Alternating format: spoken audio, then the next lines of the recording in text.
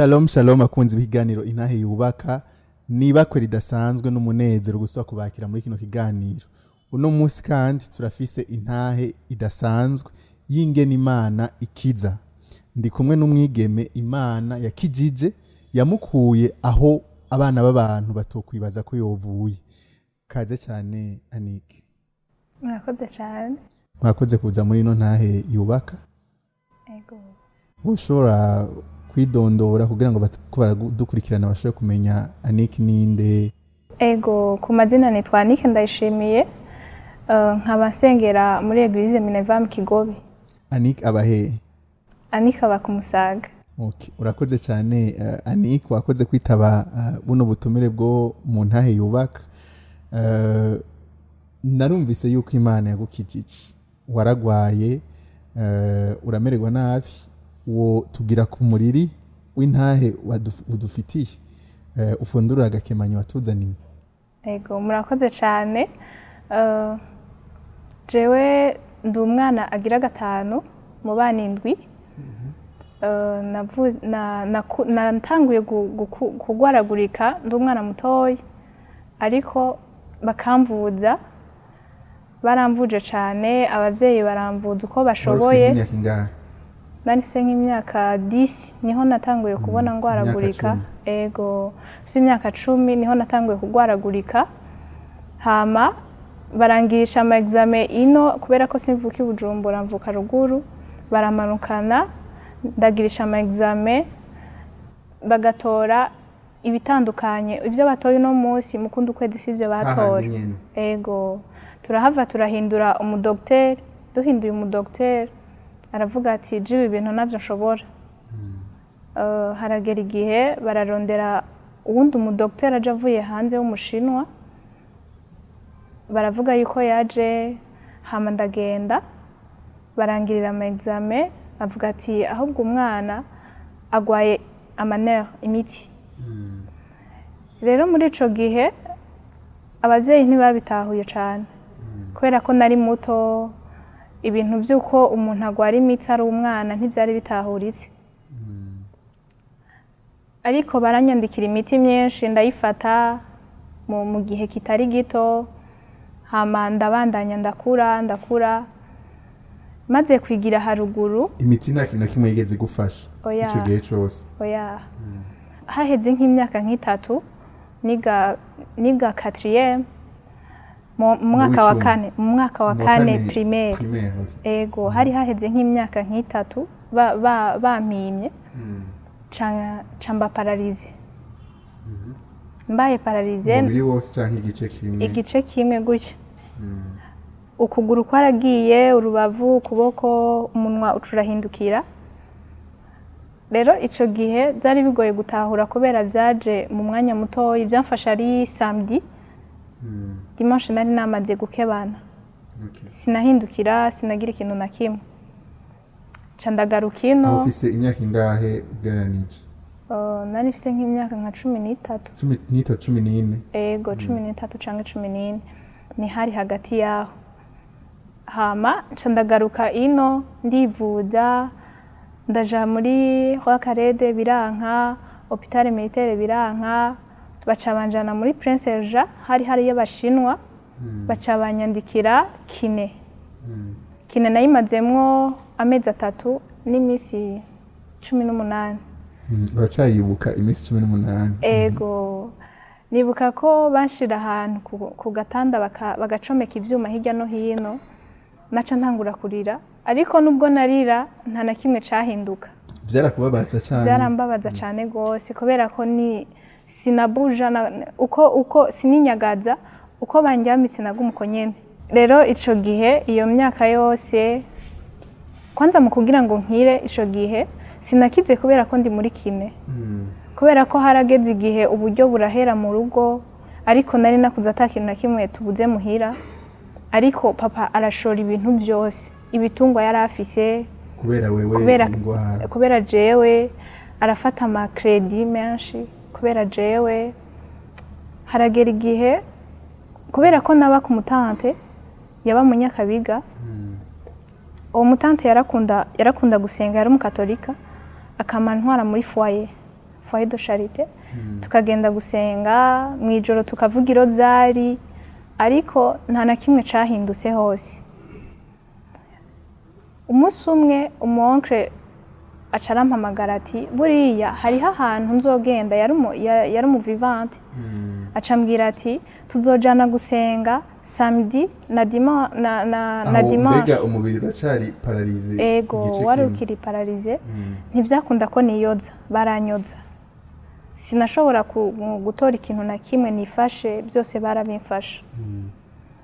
Hama umuonkre amaze kumbwira ukonye yuko bafise amasengesho, ndagenda kubera ko ntibari kunyankira, bavuga ati ugiye gusenga uramutwara nta ngorane.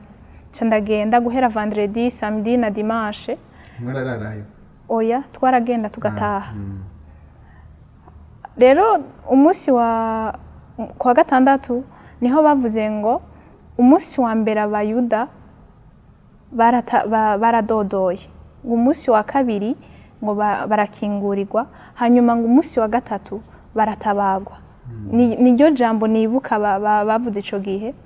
Ntangura kwiyumvira none bashatse kuvuga iki, sinabitahuye. Umukozi w'Imana aravuga ngo ejo hari benshi bazotabagwa. Jewe nagenda mvuga ntivyo nibisanzwe, reka ngende kubera ko onkle abimbwiye tuzogenda ntaco bitwaye, kubera ko gukira ntavyo niteguriye gukira.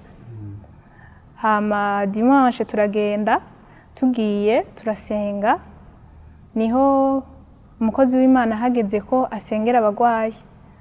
Yavuze ati hariho umuntu agwaye, amaze igihe agwaye kandi kwa muganga vyaranse, kandi afise imiti myinshi kandi kaze. Uwo muntu uno musi atahakize, nahaguruke. Jewe sinahagurutse kubera ko nari nzi yuko jewe sindimwo. Hariho uwundi umuntu babwiye, sinabitahura. Numva ko ari ivy'iwawe. Ego naharura ko gukira ari kuvuga irozari hanyuma ugakira, canke bakagusiga isiga ry'abagwayi. Hariho amavuta bita isiga ry'abagwayi, nivyo nari ntahura vyonyene. Rero ico gihe baca biranka ko mpaguruka. Onkle twicaranye ari hirya yanje arampagurutsa, ndamubwira ati si jewe. Umukozi w'Imana acarururuka, hari nk'ama escalier nkane, arayamanuka bukebuke, nza mbona araje mwiranje hagati, aca arantora. Kubera ko ndiko ndagenda, nagenda umengo ndiko ndacumbagira, ariko arantwara bukebuke, aca ambwira ati tugenda turiruka, kubera ko dushika hariya hejuru kuri podium wakize. Ndagenda kubera ko ivyo ariko arambwira, ndagenda. Hanyuma nshitseyo aca arasenga, jeca ndataha. Wari wakize ho ushitseyo? Naratambuka neza. Wari waje udatambuka neza? Natambuka ncumbagira, narababara. Ntiwababaye uwo mwanya? Turiko turagenda narababara, mugabo nageze kugaruka nigarukanye neza atanumfashe ukuboko. Denca ndabibamwo uko, ntashe muhira, nca ntangura kuvuga ati numva ameze neza, no kwijana muri douche, ngo yangu woca utemba. Ariko ivyo byose ndabishimira Imana, kwari kugira ngo irokore n'ubugingo bwanje. Ariko sinabikurikije. Naciye mvino ndasubira ku ishure, subiye ku ishure ruguru. Ngaho mubiri bimwe vya paralize byari byaheze burundu. Ego byari byaheze. Imana yagukijije. Ego. Canda vino ndasubira ku ishure, nsubiye ku ishure, Imana iramfasha. Ndabitora mu ishure sinadubuye uwo mwaka, nubwo nari maze ayo mezi yose. Sinahejeje ngo ndubure mu ishure, narabandanije. Rero ntivyarangiriye aho, ndasubira ndagwara kandi ngeze mu mwaka w'8. Nari ngeze nko mu myaka 16 17. Hama nca ndasubira ndagwara, fatwa n'ukuntu ntashobora gusinzira, ariko muhira sinabivuze yuko ntaryama ngo sinzire. Ariko nararyama, ndyamye abandi bose bagiye kuryama, nkaca numva itiro riraheze, nkaca numva ndarushe, nkaca mvyuka kwatsa itara mu nzu, nkatsa itara ryo muri saro, nkaca mbanza nkicara muri saro jenyene, abandi bariko barasinzira. Nkaca ntangura kumva nkiyumvira ibintu biriko birabera hanze, nkugurura nk'idirisha, nkugurura gutya kugira ndabe biriko birabera hanze, nkabona ntiburaca. Umwaka wa mbere birahera, umwaka ugira kabiri, ndavuga nti nubundi naho nguma ndabihoze, kubera ko narafatwa kenshi. narafatwa kenshi ndi nicaye muri saro canke nakije itara ryo mu cumba numvise mama avyutse naca nsohoka hanze kugira ngo ntaze kumbaza igituma nicaye nkaca nsohoka hanze rero rimwe arandeka wewe ntiya uwo musi ya icumba ciwe yacuguriye buke buke sinamenya ko yaje aca asanga nicaye mu ntebe ndicurikiriye nk'uko aca araza arambaza kubera ko naratinya navuga ati ivyo baza kumbaza byose bambaza igituma ntaryama kandi niko byabaye mama yarambajije kubera ikutaryama abandi baryamye uri gukora iki uriko wiyumvira iki nturi kuriga nta kayembo n'imbere yawe bimeze gute ndamubwira je numva atatiro mfise mugabo nari numva no kwicarira mu ntebe uwo ni umwaka ugira kabiri bica biranka gose nari niga mu mwaka w'9 bica biranka gose biranka ko nsinzira ndagera igihe ndamubwira ati burya bya bintu byarakomeye sinshobora kuryama ngo sinzire mama muri byakunda oya mama acarambaza none bigenda gute kugira ntusinzire ndamubwira acambwira mbwira ibintu buri kuriyumvira nyene umuvyeyi yakaze candagira ubwoba camvuga nti sinzosubira kubimubwira kandi ubu ngiye kumubwira ko byahetse camara igihe nguma nza ndamucenga ninyegeza kugira ngo ntabone yuko ntaryamye ariko ntivyankundiye bimaze kunyankira nyene nawe aratinda aravuga ati buriya bya bintu birakomeye aravuga ati mbwira neza aranyicarika arabwira umutantine dukundana gutya aramubwira ati mu telefone wewe umubaze ikibazo afise kubera ko jewe naho ndabimubaza ntavyambarira umutanta arambaza ndamubwira je ntatirongira none ubabarahe nta na hamwe mbabara ntatirongira ariko nshitse mu ishure naca nsinzira uwo mwaka nca ndagaruka Bujumbura kwa muganga ngarutse aho hari 2018 ngarutse barampa imiti myinshi cane nagiye ku neurologue aranyandikira imiti myinshi gose inababaza ku buryo ndayiriye naca numva itiro rije mugani iryo tiro nubwo ryaza ryamara umwanya mutoya naramara nk'isaha imwe njyamye mu yandi amasaha nkaca nikangura ico gihe nari niga mu mwaka w'9 canda turakora konkuru tumaze gukora konkuru yo mu 9 ndayitora ndaja mu 11 ngiye mu 11 ca biranka gose 2019 biranka ku buryo ngiye ku ishure nagenda byanka nuko ntambuka ndiko ndisinzirirako ariko nshitse ahantu nicara canke ngo njyame byaca byanka sinigera ndonka itiro numva ko uwo mwaka wari ugira gatatu nari ntanguye umwaka ugira gatatu ntaryama ngo sinzire ariko ndashima Imana mu bwigenge bwayo kubera ko ahantu yankuye muri ico gihe hari hagoye cyane kigiye kurangira gute Prince byari bigoye kwakira kubera ko ukuntu je byagenze naronse telefone twari dufite telefone nini muhira canja ngiye ku ma YouTube nkumva vyakanguka ariko nkavuga ati none uwo mugabo ibintu agira nibyo nkabica ko ndengana mu nyuma nca ndababaza ati none bimeze gute ndatelefona kuri zijya nimero batanga barambwira ati uzuze urumviriza amasengesho ya samedi uzokira ndavuga nti basimbwira eglise musengeramwe ni ya hehe barambwira nca nsaba umutantine uzunsabire nzoze kurondera uwo mukozi w'Imana asengere kugira ngo nzokire umutanta arambwira ati aho hantu ndahazi ahubwo uzomanuke ariko nari mfite rendez-vous y'umuganga niyo somene nyene namanukiyemo ndaza shitse nshashikira ngaha muri MINEVAM ndavuga ati okay MINEVAM ndinjiyemwo ndagiye uwo Christian ngira n'umupastori cange niki ntabyo nzi byari byo muri make gusa ico nzi nuko aramutse ansengeye ndaza gutaha nkize ariko siko nabisanze siho namusanze ca ndahasanga abandi abakozi b'Imana ca baransengera naje muri MINEVAM itarike 4 z'ukwa 4 nagiye gutangura kubohoka le 24 itariki 24 niho natanguye gusohora ibintu bitandukanye. Byagenze gute?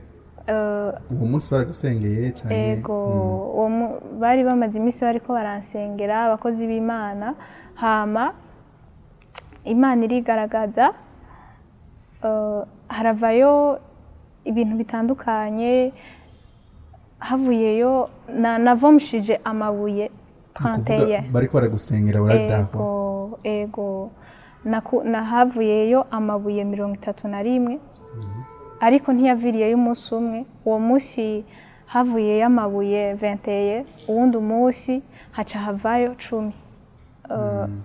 Ego. Bibaza ko baza kubibona ku mafoto abariko baradukurikira? Ego. Rero ivyo bimaze kuba, umunsi wa nyuma haca hazamwo n'akantu mengo n'umusegetera kari kaboshe. Karavayo. Ariko navuga none ibi bintu nibiki, sinabitahura ivyari byo nanje, kubera ko sinari nzi ivyo uko biriko biragenda, igituma bindimwo, sinari amabuye. Ariko byari biteye ubwoba cyane, ariko Imana yarahabaye. Ariko muri ico gihe ikintu cankomeje Prince ni kimwe. Mbega ico gihe wari ukijijwe kwanza? Ego. Wari byagenze gute? Ngira uraza kutubwira icagukomeje, ngabo uraza kutubwira ryari Anike yagiye gukizwa. Je nakijijwe mu kwa kane nyene, hari le 15 niho nakijijwe. Bariko baransengera bambwiye ati urashobora hamwe muri Vivante canke oya hano muri MINEVAM maze kugaruka mu Kigobe, bansengere irigira kandi. Ndavuga ati okay, ko ngarutse mu Kigobe, barambwira ubutumwa bwiza, baranshingira intahe, hanyuma nanje ca ndizera umwami Yesu, hama ndihana. Ariko ijambo ryaciye rinkomeza muri ico gihe cose, muri ivyo nari ndimwo. Hariho ijambo ry'Imana ryakunda kuvuga Zaburi ya 118, narayisomye numva iranyubatse, ca ndavuga nti wow. Uvuga gute? Ijambo nakuyemo cyane gose, ni ijambo ryavuze ngo ntuzopfa uzobaho. Ndimvira none hariho igihe umuntu avuga ngo Imana ivuga ngo ntuzopfa uzobaho, kandi je nari wo gupfa. Kubera ko imbere yaho je nariyumviriye kwiyahura Prince kenshi. Kubera ubwo buzima bwo kuburitiro niki? Naragerageje kenshi, ndabaza abantu gute biyahura, barabimbwira ku buryo muhira ducunganwa gutya. Bari bamaze kugufata uriko uragerageza kwiyahura? Ego, baramaze gufata umuti umwe, umuti bapompesha inka. Nari numvise umuntu yawiyahurishije. Ca ndawutora nanje. Haca haragira igihe basiga bugaye icumba babikamwo iyo miti y'inka. Waragiye urawutora hama? Baca bumvira ikiramota, baca baza kuraba. Basanga ngira urawufise? Je mvuga nti buriya nari ndiko ndarondera ikindi kintu ngaha. Mugabo nari namaze kuwutora, namaze kuwusuka ku kabusho gutya, ukaruma. Kandi ubumva ko mu mutima ugira uwe neza? Ego, ngire ndawunwe hamamfe, hanyuma nce nduhuka mu mutima wanje. Kubera ko ninaramuka mfuye, ibi byose biriko birambabaza, nta na kimwe kizongera kumbabaza. Rero niho navuga ati bwa bundi Imana iravuga yuko umwana w'umuntu atazopfa ariko azobaho. Nanje bwa bundi hari nubwo ndimwe muri abo bazobaho. Hama ndakomeza amasengesho, ndaguma nza gusenga muri MINEVAM. Hama hariho ijambo riri muri Zaburi kandi ya 91. Hari igihe niyumvira ati none ibi bintu babyandikiye jewe cyane, nguba mu bwigobeko bwisumba byose, wazokwama mu gitutu cishobora byose. Ndavuga ngo ibi bintu ni byose, ibyo sindiko ndabitahura. Ngo ndabwira uhoraho nti urubuhungiro bwanje n'igihome kinkingira, Imana yanje nizigiye. Ndavuga none jewe ndayizigiye gute ko numva ashaka gupfa? Nta kindi kintu numva nshaka gupfa. Kubera ko nico gihe narumva yuko basi Imana yo cizigaca impamagara, kubera ko naramaze kwizera umwami Yesu, mugabo ndiko ndababara. Kubera ko ndiko ndababara, ndumva yuko bikwiye ko Imana yo mpamagara nkagenda.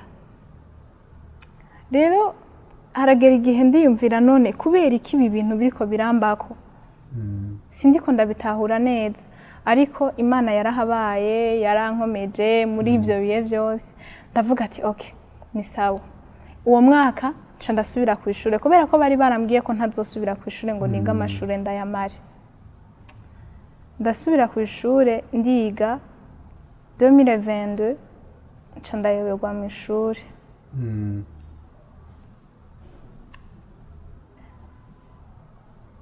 muri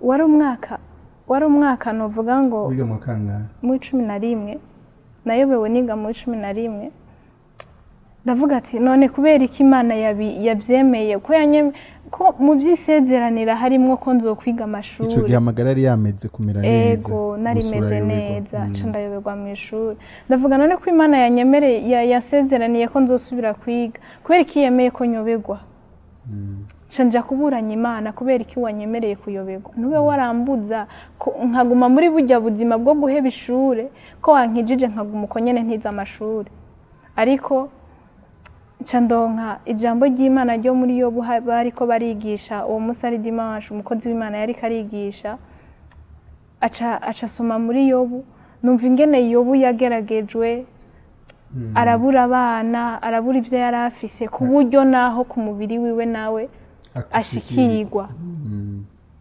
haragera igihe ndavuga none jewe Yobu ko yamerewe kurya kandi atigeze atuka Imana canke ngo ayiburanye je ndiko ndayiburanya kubera iki uwo munsi ntahambabaye ndavuga birakwiye ahubwo ko nsubiramwo nkihana kandi ca ndataha muhira ndavuga Mana mbabarira kuba nakoze ibyo kuko nakoze ikosa kuba nakwagirije mbabarira hama inyuma yaho onye narabandanije amashure sinasubiye kuyoberwa amen imyaka 3 yindi y'inyuma sinasubiye kuyoberwa mu mwaka wa nyuma niho nasubiye kugeragezwa 2024 nubwo nageragejwe ariko ho nari mfite imbaraga navuga nti okay nubwo biriya bya mbere byansize nimba Yobu yarageragejwe nanje nkaba ngeragejwe kuno ntaco bintwaye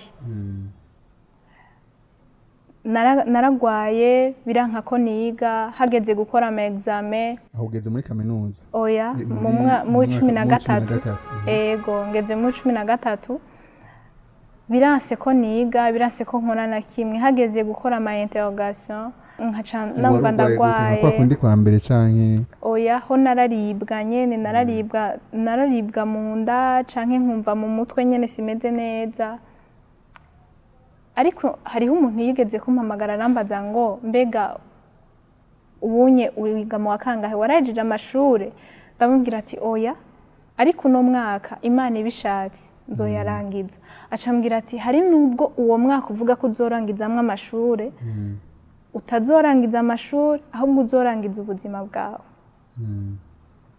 ndavuga none wowe umpamagaye urinde aranka kunyibwira wari umuzi nimero narinzi yari nimero shasha mbonye ndasubiramwo ndayitelefona ko baranka kunyitaba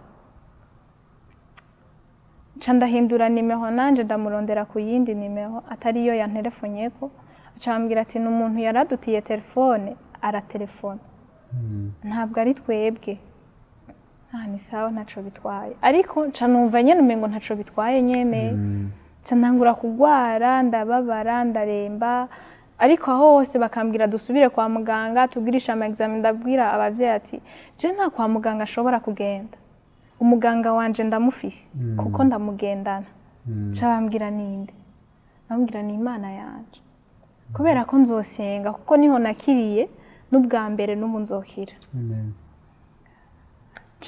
ndabwira abakozi b'Imana bo muri MINEVAM baransengera barafata iminsi myinshi barisondesha ku bwanje baraterama ku bwanje vraiment nahakuye umuryango bamwe ndabitaba abavukanye abandi abavyeyi kubera ko bambereye abizigirwa bimwe ntokubarira rero muri ico gihe nubwo ivyo bigeragezo byari biko birambako sinigeze numva yuko nobwira notuka Imana nagumye mfise ivyizigiro yuko nubwo nogeragezwa ntaco bitwaye nzokira rero muri ico gihe Imana yarabikoze baransengera hama haravuyeyo kandi ibindi. Havuye ko ibiki ubu 2024 naravomishije kandi harimwo ni ikintu kimeze nk'ishanete. Baraza kukibona ku ifoto bakadukurikira. Kimeze nk'ishanete n'ikindi kintu ntazi umengo ni impuzu wundi umwanya ukamengo ni nk'akayoka gatoyi ariko sindabizi nanje ibyo ari byo. Rero ico gihe bansengeye nca numva ndabohotse, ndafata umwanya mwiza wo gusenga ashima Imana, ndabwira Imana nubwo wemeye ko bimbako ndagushima kuko uzokwamura Imana ibihe byose. Rero umwaka w'ishuri urangira namenye mu ishuri. Félicitations. Merci. Ndarangiza amashuri ndakora exeta hama wa wundi yambwira yuko uwo mwaka uzorangira ntakiriho ayo mashuri ntazoyamara ariko naramaze kandi ndacariho kandi ndashima umwami Yesu kandi ikindi naco nuko natanguye na kaminuza ndiko ndayiga. Ibyo nibyo nshimira Imana cyane. Umeze gute uracagwara canke warakize burundu? Oya jewe uno musi meze neza sinkigwara pe. Sinkigwara oya kimwe gusa ico nshimira Imana Prince muri ibyo byose naciyemo.